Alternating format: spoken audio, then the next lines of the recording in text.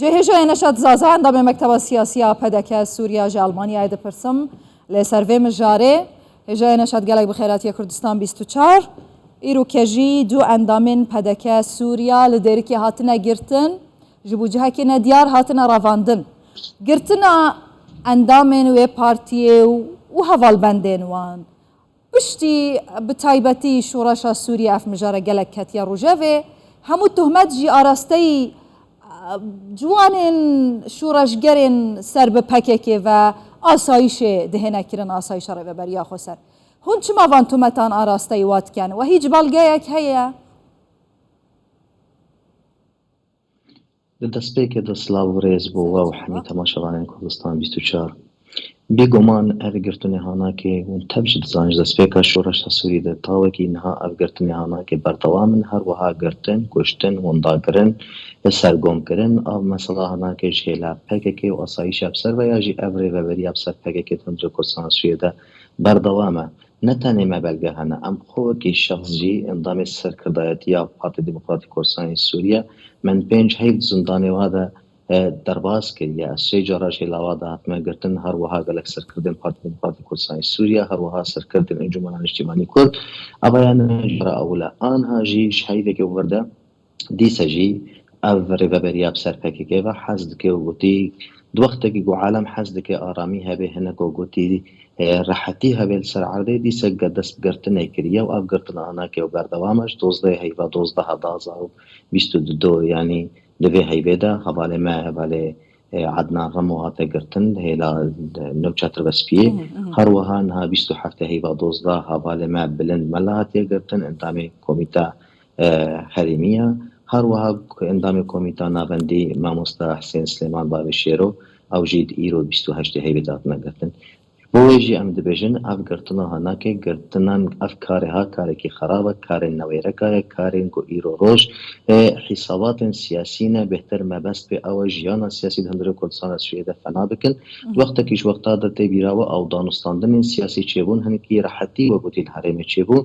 لێ پێکێکێ دیارە ناخوازی گۆ ئەو ڕەحەتی های سیاسی هەندرە هەرێمین کوردستانە سوێدە چێبوون هەستێکێ تەسعیدە بکێت هەر وەختێکی دەگوتێ خواستن گۆ ئیرۆ ڕۆژ ئارامیک لە هەرێمین هەبێ گۆ ئەو منطقه هناك جدا جدا توشي حمي كارن كريارن خرابتي هر وها دجيب سرد افغرتنا هاتين مخابن ايرو روش افغرتنا هناكش وكساتين او كسي گو خبنا كرد دس نشان هجای نشات هون هر دوالی یدی تهمت باردکن بنزیک بونا جوالاتکی و هف پیمانیا ولاتکی کو نابه لگوری هوا هون هف پیمان نوابن هون چما نابن یک صدمن یک نگرتنا و هاویتنا وان تهمتان کریارن لدجی هاف گوتنین راق لدجی هاف چیه حتی کنگی ما مستخوش بهور به برای ملت مجدوی بهوریه دبی اگر ام نزدیکی یک دولتی بانه ایرو وکی کو او دبیجن گرک مدان استاندن ایرو به پگکی را یاجی پیاده را یعنی ام بیجن پیاده و پارتی ام سر به همی و گوتی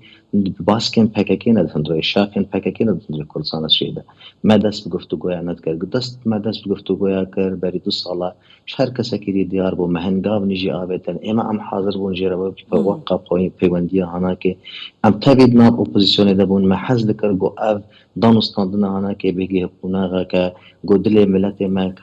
خلق و خاکا مدلی وینا که پیخوش ببه لیب حقیقت پگکی تجاره شیکاتی کسی را نکریل هر چه پاچین کردستان میزی ایگو ایرو روش پگکی ده هر خرابیه هر حسکریه گو ایرو روش و هر میانا که تک ببه هر وها دستکی دو دستکش دست دجمن ملت کرد را گو ایرو روش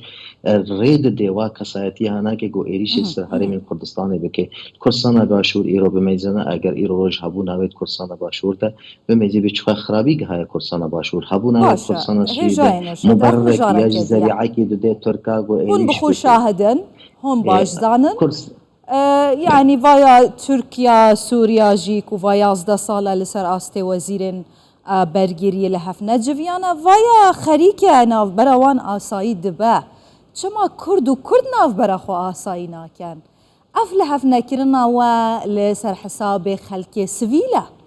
سویل بر پیان دچه بویا صدم يعني يكجي صدم نابجم صدم صدي صاد بویا يكجي صدم كو اوبراسيون جداين ارتشا تركيا لسر اخر وجافاي كردستاني بدون من تحديد دروجه ودان ابو بردواميه يعني يا برس أفيا هون شما لهفناك يعني كيا سدم چيا سدم خلکه گو ایرو لب دکه دوی موینا که باش بزند بن اف کسایتین گو نزی که ها بنیاجی طیبت افزل هزین بزنیاجی او دولت درو بریوانا که مصلحه وانا که واد که هنی هفه او مصلحه وانا که تکبه خانه گو ایرو روش نزی که یوالا پنج برکو سیاست اتکن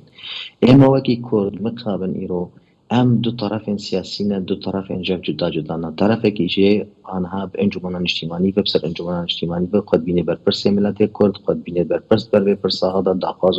خواسته که ملت خوش بینجو حتی وکی نها تو مارد که و هر وحال نب اشتراف اپوزیسیون دعوا گوهرتنه کید که دعوا گوهرتنه گستبهی ما فینا که دستورا به دوره پیکاتن و طرف کی دیجی خود بینه خود یک پروژه کی او پروژه انا کشی قد پرکتیک ده تنکاری جی بی که تنه پروژه کی ضوضاویه ما بس به اول گوتی دستلاتیه بویجی و گوتی د مشروعی جدا جدا تابی ویجی ما حسکر وکی کرد و حسکر وکی انجمن اجتماعی کرد ام وی لایان انهانا کی ویژن بخن شریک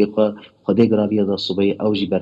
پرس عملت کرد لمخابن دیاره کسنگو او چیکری کسنگو او بویرنگ هانا که آنینا هبونه جوار نج مصلحه وای گو ایرو ملت کرد نزیک هبن یاجی اطراف سیاسی ایگو بسر ملت کرد ایگو دوزا دعوا ملت کرد دکن گو بخوازن پرس عملت کرد بگیوه بناغا گو ایرو ملت محمی چابری بیه هجا نشد زازا اندام مكتب سياسية بدك سوريا جا ألمانيا قال لك سباس